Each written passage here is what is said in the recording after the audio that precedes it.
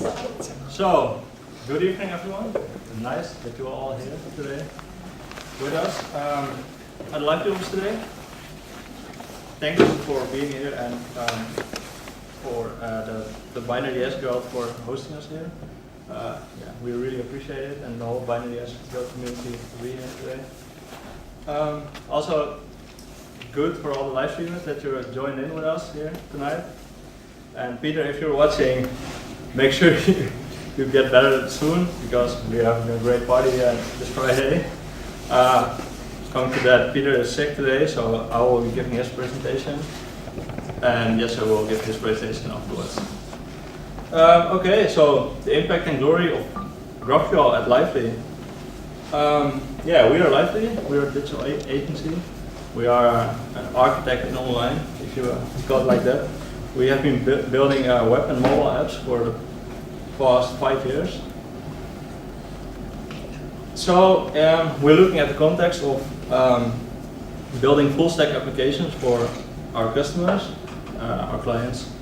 And yeah, in that context we're going to look at what GraphQL meant for us and how we came to using GraphQL like we do today. So a little bit about our stack history. We started off with a stack of PHP using the REST specification with Angular. So we started off immediately with an API and frontend framework. So the backend and the frontend were decoupled. We used Symfony framework for that, but soon enough we started building a spin-off of Lively called Berlin, and we started using Node.js there because we were like, okay, Node.js this was like 4 years ago, and it was like, okay, Node.js is the cool kid on the block, right? And we thought, okay, let's go, we will try and we will use Node.js. So we started off with that. Well, it worked pretty great for us at that moment, until one of our customers came and say like, okay, I want this application, but you have no choice, you have to build in Meteor. So we were like, okay, we just moved to Node.js and now you kind of demand from us that we're building in Meteor. So that's how we really came to build an application in Meteor. And Meteor, I don't know, who knows Meteor here? Oh, okay, that's quite a lot of people. Meteor uses a DDP protocol to communicate between backend and frontend, like server and client. And this is all made real time and stuff, so that you don't have anything to do with REST anymore. And we use the Blaze, it's like the templating engine that Meteor uses. So we use that instead of Angular at the time. After that, we were like, okay, real time is cool. It works, well, it works pretty great, but you don't always want to have real time stuff. And real time stuff is also pretty heavy on your servers and on your backend. Because it works like if you update something in the database, it will automatically update in the client, and if you look at all the steps that it needs to be, or it needs to take to get there, it's quite a heavy load. So we thought, okay, well, Meteor as a framework is pretty okay, so we started using GraphQL instead of using the standard DDP and use React with that. But we soon found out that like Meteor is, I don't know why, but somehow it's pretty heavy to build, and we had a lot of, I see some okay, yeah, so we had a lot of problems with RCI and Meteor not building, or Meteor running out of memory. I think it's not familiar. So yeah, in the end we chose, okay, so Meteor, you know, we didn't use the real-time stuff, we didn't use Blaze anymore. What's left of Meteor that we will still using today? So we were, okay, let's move from Meteor back to Node.js again, but we kept using GraphQL and React. And this is mainly the stack that we use today. It was JavaScript for most of the time, but like the last couple of months we moved to TypeScript, which I highly recommend everyone doing. Yeah, TypeScript became pretty huge already, so it really helps with all error finding and stuff. And if you want to ask anything about that later, do it after the presentations, and I'll gladly tell you everything about that. So okay, so as you can see, we've got quite some experience with like non-standard APIs, not only the REST API but also DDP, and we also built quite some applications in GraphQL already. So I remember like back in the day, it said he couldn't be here, so repeat. But back in the day, he was always like, okay, we have to adhere to like every REST specification that's there, and we have to build like the application that you know that's perfect. Every developer that comes in and knows the REST specification should be able to easily use this API. And yeah, that was really cool. But soon enough, we found that REST had some problems that we were like, okay. We were always trying to figure out how to solve these kind of issues, but we never came to like the real solution. Some things, you know, that were problems were like things like embedded queries, because you're like, okay, we have, for example, a Twitter application. If you look at the Twitter user profile, then you would want to get the user, but you would also want to get their tweets, and those things are, you know, if you look at it from a REST perspective, those things would really be different resources. So imagine something like, I don't know, if you take Facebook for example, and you would have built like the whole REST thing without cache, and I don't know, then it would be immense how many queries you have to do to get all the data on the page. So that was one thing that really kind of bothered us. Linking entities is something in a similar fashion. We had some problems with that, and especially this is a lot better in GraphQL. So we're looking into that later. Yeah, things like, okay, if you take, for example, you take Twitter, okay, if you, I find Jesse's profile, and then I press the follow button. You know, I could do a post to REST to set user/ID/followers with something like his ID. His user ID. But what happens if you know, there's a button next to there that says like, okay, send me mobile notifications. Like, what do I need to do in a REST way to say like, I want mobile notifications? It's something like a setting or something. It should be possible, but it's not really clear what kind of thing, what kind of REST endpoint you would make of that. And then there's also like REST calls, post calls, that not only create one entity, but for example, create multiple entities. There are a couple of scenarios where you could think of where this will happen, which is a bit odd if you try to follow every REST specification. Yeah, documentation is also, if you are going about documenting a REST API, then you have to write it besides creating the REST API itself. So there are probably packages and some tools that can like use reflection in your code or whatever to see what kind of REST application you're building and make documentation out of that. But this is something GraphQL does really well, and we'll get back to that later as well. And yeah, versioning is a bit vague, but it's also a bit of a problem, which is in itself in GraphQL also a bit of a problem. Yes, that. So, what's GraphQL? GraphQL is a query language for APIs. I'm quite interested in how many people here know GraphQL. Is it all here, or? Okay.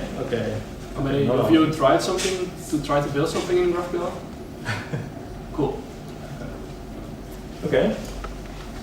So if you take, for example, this is one of the examples I just gave. Like, if you take Twitter profile, you will have to do three requests to get like the user, its tweets, for example, and for example, its followers. Then you have to do three different calls to the backend, three different REST calls. But if you take instead, like, this is GraphQL, and on the upside you can see like a GraphQL query. I hope most of you can read it in the back. But this is like a GraphQL query, and how it works, you kind of give like the power of deciding what the client needs. You give that power to the client, so the client can just request whatever he needs, and the backend is like concerned about performance and stuff. But in that sense, you only have to do one request, and you will get everything you need in one response back. Okay, so GraphQL is also a really great tool for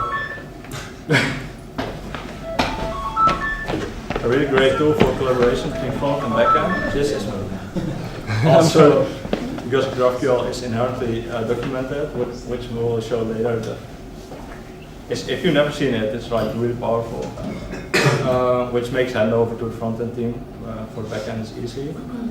What we've seen is because we were building our backend in JavaScript and our frontend as well, that we've seen that like a lot of our frontenders are able to create stubs / contracts, so they kind of create like the GraphQL query that should be performed and what they are going to need. And I'm a backender myself, and we can use that information to like build a backend. And this is something that is, yeah, I would say is pretty powerful in GraphQL.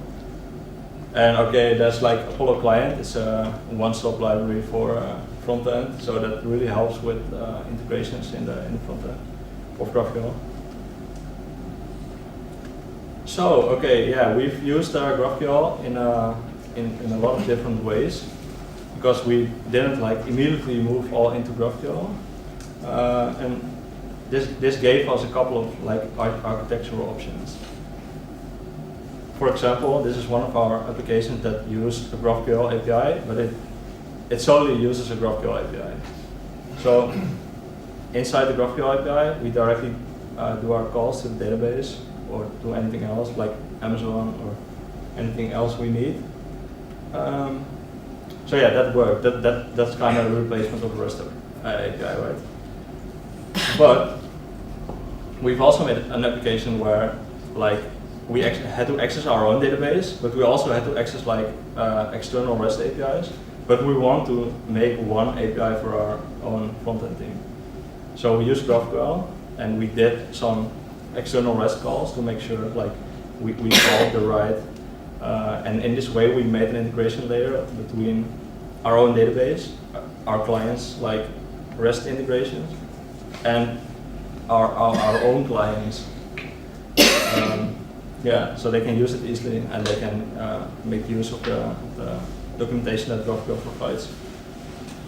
Okay, and the last one is GraphQL as a mini API for server-side rendered application. So we have one big ass server-side rendered application, and we're like, okay, we have to build an API, and we had some experience with GraphQL at the time. So we started building a GraphQL API, and we used like tiny bits of logic that were used inside like the server-side code, instead of like letting the server render the stuff. We built our own client with React, and yeah, we could easily create a GraphQL layer between those two. Like some pages were still server-side rendered, and some pages used the single-page application with GraphQL as a backend API. This was our application. But of course, yeah, there were a couple of challenges. One of the first things that like we've seen a lot is like, okay, GraphQL is pretty new. Why would you start using that? Because REST has been in use for such a long time, and now you come just using GraphQL, which is cutting edge, so it brings all the risk. But we've seen that like places like GitHub and Airbnb started using them and started using them successfully. And you know, I know all of you know who GitHub and Airbnb are, so they use it and they kind of showed that GraphQL is able to run on production without too much problems. Another argument is, okay, so if you build an application right now and you build it in REST, like REST is the specification that is the core, the heart of your API. Isn't it like if you're going to switch something like that is such at the heart of your API, isn't that going to take ages to just do, and you kind of have to rethink everything you do? And we found out that we tried and we didn't have much problems at all doing all these things. So it took about 1 month before we actually had something. Of course, we started off and we made a couple of mistakes, which we'll get to in the next presentation, that you shouldn't be making after you've seen the presentation. But yeah, that. Okay, so we still kind of want to do real time, but there are GraphQL subscriptions which help you do a real time as well. So that's not really a problem. And this is kind of like the thing that we're going to talk about is if you implement GraphQL like the backend GraphQL in a wrong way, you'll make like a lot of mistakes about how you get your data from the data layer and how that impacts performance. But we're going to take a look at it, and yeah, yes, we won't get the main presentation, I'll give the demo also on that. Okay, so yeah, that's really like the impact of GraphQL and how we came to use GraphQL right now in Lively. And yeah, that was, I would say, my, but also more Peter's presentation. And yeah, thank you all for listening.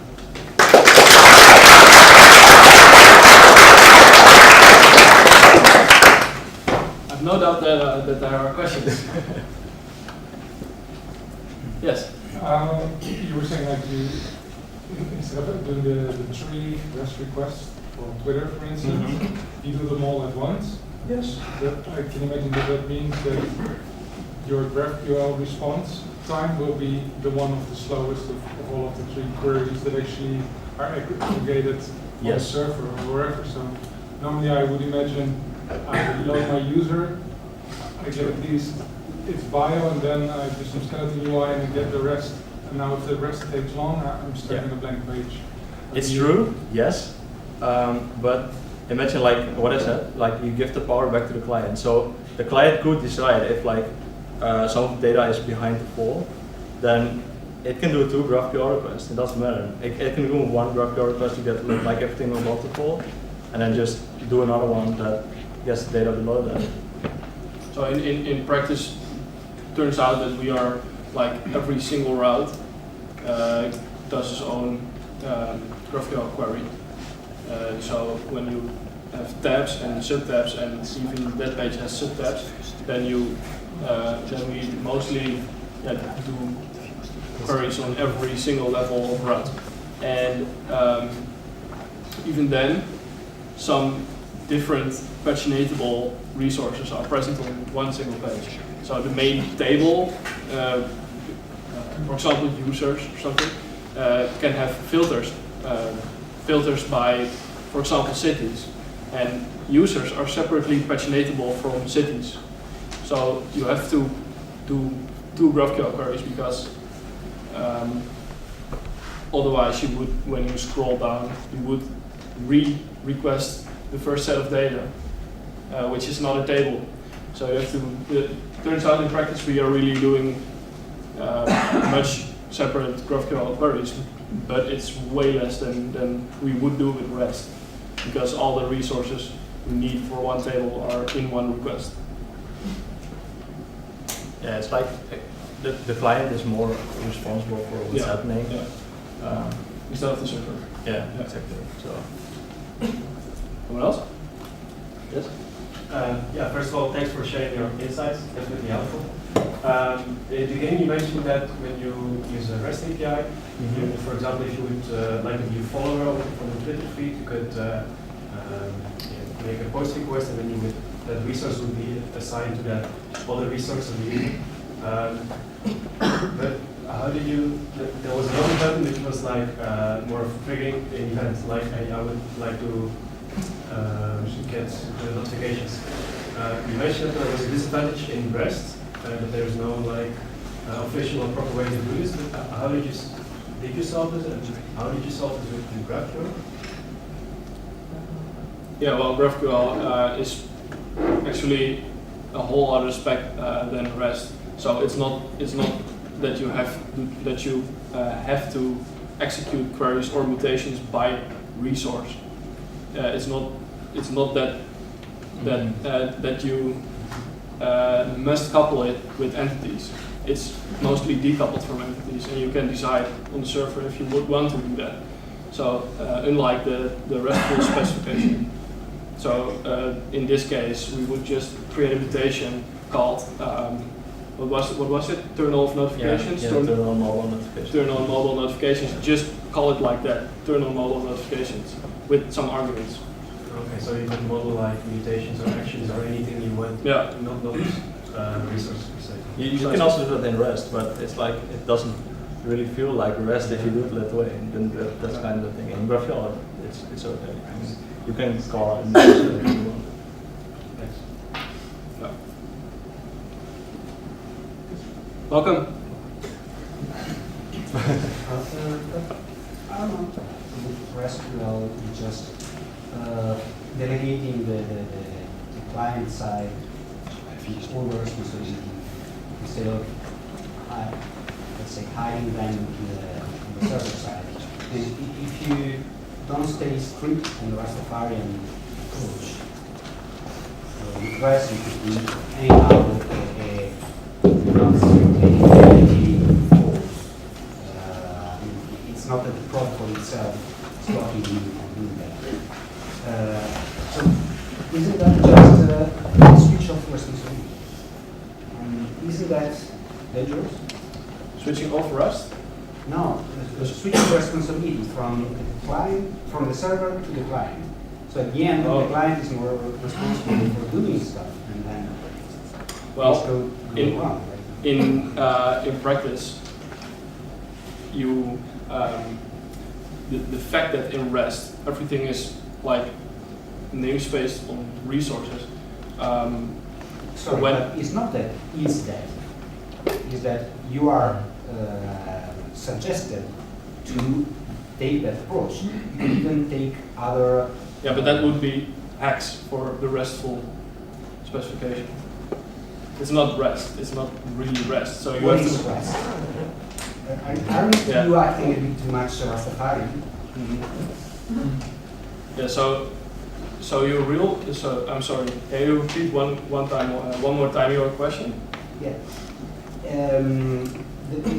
The difference that I see is not that you can use a not resource-oriented protocol, because you could do that with REST without any problem. Yeah. I mean, there's nobody coming with a gun telling you shouldn't do that. Yeah. It's just that you move the responsibility from the server to the client.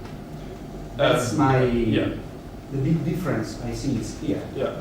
And isn't not that a bit dangerous? Yeah, so then I understood the question correctly. What I think is that when you have to, when the things you want to do, for example, disable notifications, let's say you have to run two REST calls to do them when you are holding tight to the REST specification, then the client is responsible for doing those two calls. Instead, in GraphQL, you can make one call of that, and the server does apply two changes on different resources because it's one meaningfully named GraphQL mutation. So in that way, the responsibility is more with the server, but what we meant with the responsibility to be more with the client is that the client can freely choose which resources on which page are being called. That's what we meant by it, and not really the correlated mutations that have to be called to make everything work. So it's not dangerous at all. Did I answer your question? In some sense, it's not really different than REST, is it? Because in REST you can do like 100 calls if you want to REST client. Yeah. You will specify a schema in GraphQL, so you put a boundary on what the client can. Of course, like okay, So the responsibility it's not for dangerous in that sense. sorry, the responsibility for performance is like always in the backend, right? So with GraphQL, that responsibility is still on the backend, but you allow like the front end to do things that it's not able to do if you're using REST, because it has to do like 5 calls. But in GraphQL, it can do it in one. But like, I don't see why that gives like a dangerous thing, because of course you can request a lot of stuff in one call in GraphQL, but you can also do 20 requests in REST, and I don't see a difference between those two. Well, there is one when you're using mobile phones, because then the latency of doing those. Yeah, of course, performance-wise. But I mean, if you look at it from what's dangerous or not, I mean, the client is always like able to DDoS if it wants to, you know, and it can, if it makes an enormous GraphQL query, which is possible, the backend should handle that and should say, okay, you're asking way too much information, get out and try something a bit less heavy, right? So I think that's like still the responsibility of the backend. But you also, okay. Yeah, with danger you also have, for example, access control. With REST, it's easier to monitor the access control. I think that might be your question. But if you give all the power to the client, he might be able to request resources. He's not allowed to via REST. True. So this is a really hard topic, but in the end, if you call, like, if you look from a code perspective, if you call like a REST endpoint, you will call some function, right? And it will, and on top of that function, there's something like, okay, you are allowed to do this or you're allowed to do that.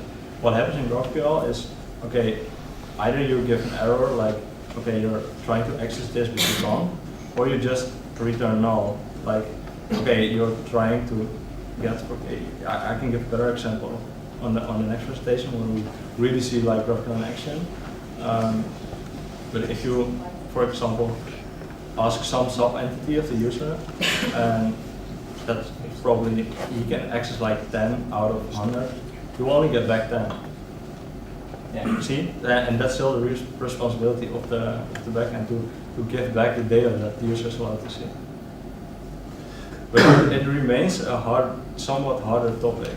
That's true, because if you make a really large query, then how are you going to determine like, okay, like all the way in, you know, can the user still see this or can it not? That is a problem. Yeah. But it is possible. I've seen a question of that. So it's interesting for me how in practice you protect your backend from too heavy queries. So for example, if your client is in the query requesting too much of data, Yeah. so how in practice you take the situation back and protect it against it?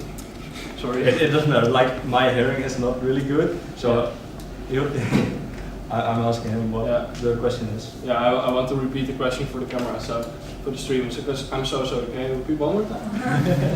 Yeah, no worries. So how do you protect your backend Yeah. from too heavy queries coming from client?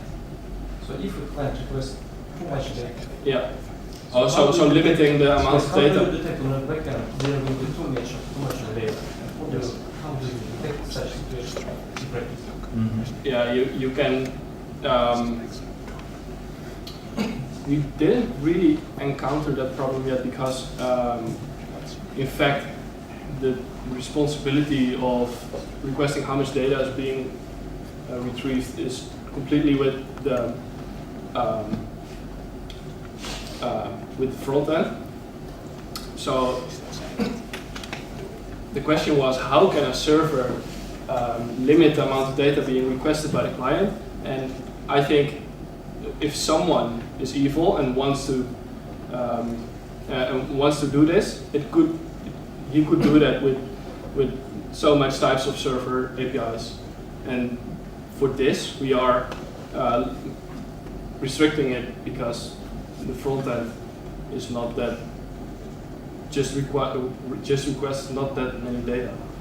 We program it like that. So is your question about evil attackers or is your question about front-enders? No, my question is about the fact people are not all the time evil, but sometimes they just make mistakes.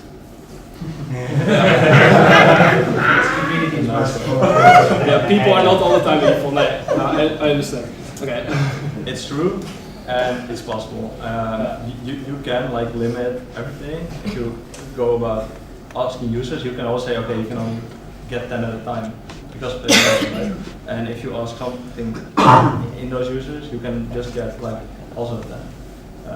And this most of the time isn't like, okay, if you ask users and they tweet, like you can say, okay, you can only get 10 tweets for each user, but you can keep on doing that. And it is a problem indeed. and it's harder to solve, then it would arrest, yes. I think you can do a request monitoring. Yes. And you can do a timeout, just give an error if your request runs for more than 10 seconds. Yeah, Something like a that. timeout on global level. Yeah. Yeah. Another type of maybe the same problem, but what if you request not all the tweets, for example, but if in a single query, in single GraphQL query, you request for too many entities which are bound to each other by reference. So I'm just trying to imagine how I would extract all these entities for the response from the database if it's relational, for example. Yeah, I think this question will be completely answered by the next presentation. Sorry, I can answer the question. Oh, yeah.